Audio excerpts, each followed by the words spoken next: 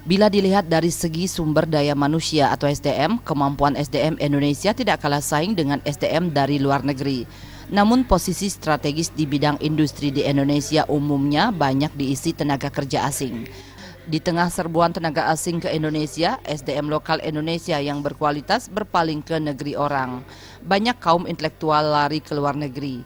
Kemampuan mereka bahkan sangat diakui di sana.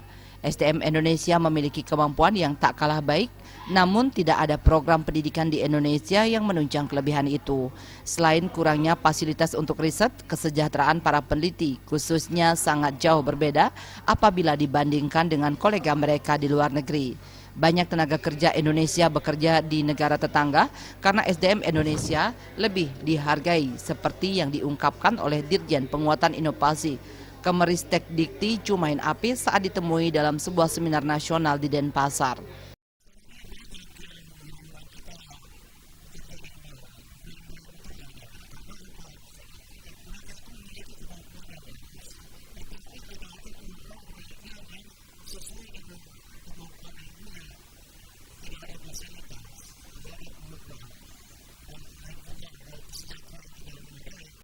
Akibat rendahnya perhatian, banyak generasi muda belakangan ini kurang berminat melanjutkan pendidikan ke jurusan sains atau teknik atau sejenisnya. Mereka lebih memilih pekerjaan yang mendatangkan uang banyak secara instan.